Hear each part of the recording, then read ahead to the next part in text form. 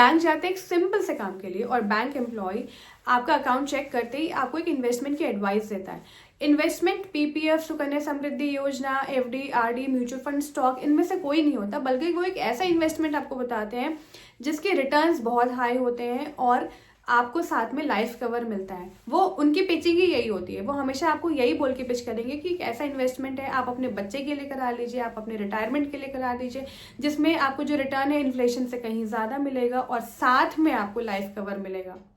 But wait, ऐसा कौन सा इन्वेस्टमेंट है जिसमें आपको लाइफ कवर साथ में मिलता है? इन शॉर्ट, वो आपको इन्वेस्टमेंट नहीं, आपको लाइफ इंश्योरेंस बेच रहे हैं। And life insurance can never be an investment. Banks life insurance को इतने हाई रिटर्न का इन्वेस्टमेंट बोल बोल के हमें इस तरह से बेच देते हैं कि हमें समझ में नहीं आता कि ये सच में हमारे लिए प्रॉफिटेबल है या एक बहुत बड़ा ट्रैप है। अब सवाल यहाँ पे ये उठता है कि बैंक्स हमें लाइफ इंश्योरेंस इन्वेस्टमेंट बोल के बेचते क्यों हैं? हमें सबसे पहले ये समझना होगा कि बैंक्स सिर्फ हमारा कैश डिपॉजिट करना और हमें लोन देने का ही काम नहीं करते। ये कि उनका ट्रेडिशनल काम है, वो करते हैं, बट उनको प्रॉफिट भी कमाना है क्योंकि वो एक बिजनेस है।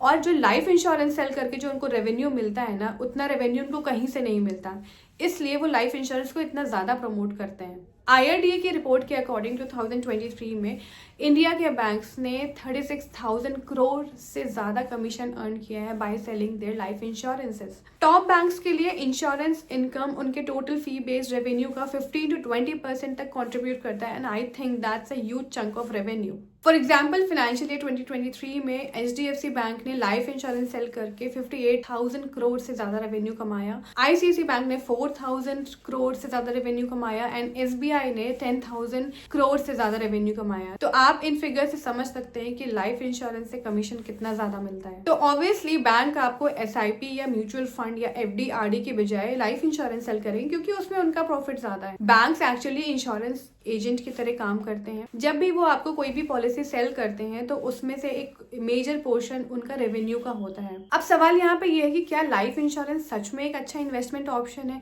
And the answer is simply no. Insurance का काम होता है रिस्क कवर देना, ना कि वेल्थ क्रिएशन करना। बैंक्स आपको एंडाउमेंट या फिर यूलिप पॉलिसी सेल करते हैं, ना कि term insurance. And ULIP and endowment policies are a mix of investment and the risk cover. Why banks push this product so aggressively? आपने नोटिस किया होगा जब भी आप बैंक जाते हैं तो जब लाइफ इंश्योरेंस सेल करने की बात आती है तो बैंक एम्प्लॉयज आपसे बहुत ज़्यादा फ्रेंडली हो जाएंगे और हमेशा वो टारगेट करते हैं। अगर आपके बच्चे का अकाउंट है तो आप उनका एक बहुत बड़ा टारगेट हो जाएंगे। अगर आप कोई भी FD में आपने अच्छा खासा अमाउंट रखा हुआ है या आपके सेविंग्स अकाउंट में अच्छा खासा अमाउंट रखा हुआ है तो वो हमेशा आपको रिटायरमेंट प्लानिंग की बात करेंगे और आपको वो इंश्योरेंस सेल करेंगे। लाइफ इंश्योरेंस के टाइम पे उनका हमेशा एक फ्रेंडली साइड देखेंगे। तो बैंक एम्प्लॉयज़ के ऊपर भी एक बहुत ज़्यादा टारगेट्स होते हैं, उनको हर महीने कुछ नंबर ऑफ पॉलिसीज सेल करने होते हैं। अदरवाइज अगर उन्होंने सारे प्रोडक्ट सेल किए और लाइफ इंश्योरेंस सेल नहीं किया तो उनका जो स्कोर है वो इम्पैक्ट हो जाएगा। और अगर आपने कोई भी प्रोडक्ट नहीं सेल किया and you are focusing on life insurance, then you are a hero.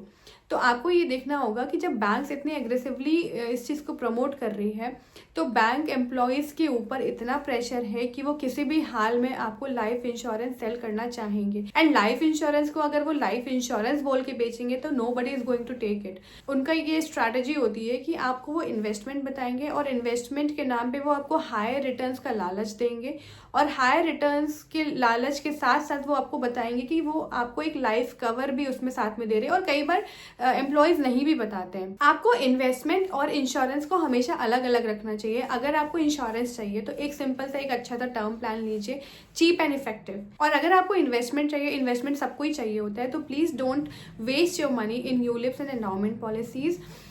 ULIP and endowment policy में आपका जो भी पैसा लगता है उसका एक मेजर पोर्शन चार्जेस फीस में लग जाता है और उसमें ही जो चार्जेस कटते हैं उसका ही एक पोर्शन बैंक्स को रेवेन्यू मिलता है। रिटर्न्स भी कुछ खास नहीं होते हैं और आपका जो पैसा होता है वो 5 ईयर्स के लिए लॉक हो जाता है, उसके पहले आप विड्रॉ नहीं कर सकते हैं। बैंक्स कुछ भी बोले, आपको अपने इन्वेस्टमेंट डिसीजंस खुद ही लेने चाहिए।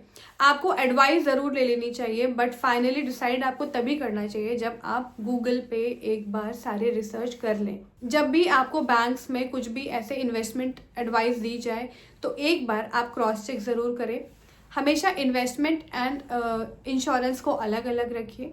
बैंक्स को बोलने दीजिए, बैंक्स का काम है प्रॉफिट अर्न करना, बट आपका काम है अपने पैसे को सेफ एंड सिक्योरली इन्वेस्ट करना। आपको ये वीडियो पसंद आया तो प्लीज़ इसे लाइक करिए, अपने फैमिली एंड फ्रेंड्स के साथ शेयर करिए, जिससे कि वो इस फाइनेंशियल ट्रैप में ना फंस सकें। एंड इस चैनल को सब्सक्राइब करिए फॉर मोर सच फाइनेंशियल ज्ञान। मिलते हैं बहुत जल्द अगले वीडियो में, तब तक के लिए नमस्ते।